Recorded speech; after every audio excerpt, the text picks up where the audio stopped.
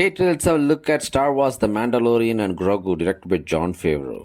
It's pretty simple here, with the Empire in ruins and Imperial remnants scattered across the galaxy. The fragile New Republic struggles to safeguard the peace the rebellion worked so hard to secure. So, in these uncertain times, they seek out the legendary Mandalorian bounty hunter Din Djarin, united with his young apprentice Grogu. Mando sets off across the stars to navigate a hostile galaxy, facing off against new enemies and gathering allies along the way. At its core, the film tracks this duo as they battle to complete the latest perilous mission. Now, the most important context here is that this film arrives nearly 7 years later after the last Star Wars franchise movie hit theaters. Given that long hiatus, expectations were naturally high. However, the end result is quite disappointing. The biggest issue is that it feels like we've already seen all of this in a TV series. When you bring a show to the big screen, there should be a compelling reason why it needs that cinematic scale.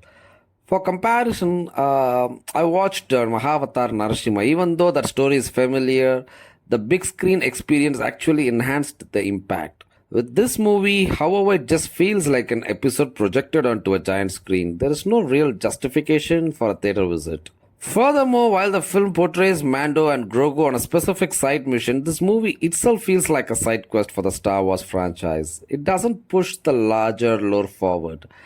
It feels peripheral, lacking the weight and significance we usually expect from a Star Wars theatrical release.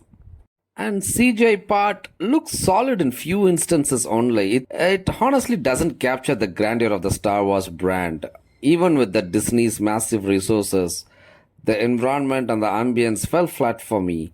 Perhaps because we're living in an age where high-end AI visuals are becoming the norm. The film's aesthetic just didn't excite anybody in the theater. Even the 3D effects were underwhelming and didn't add anything worth praising. The first Star was at least manageable, the pace was decent and it kept our attention. There was a tournament scene involving a pit fight that was actually quite engaging, but after that point, the remaining 75 minutes were a real slog. I actually noticed people around me struggling to stay awake. Beyond the pacing, there are glaring logic gaps with Grogu. He possesses the Force, and there were several high-stakes moments where he could have easily used it to save himself or the Mando. But he just stood there. It's painfully obvious the writers held him back just to keep the plot moving. But as a viewer, it's frustrating. By the end, I was just waiting for the credits to roll. Also, I'm honestly confused about who this movie was made for. It's too childish to be a serious adult drama, yet it lacks the spark to be a truly captivating family film as well.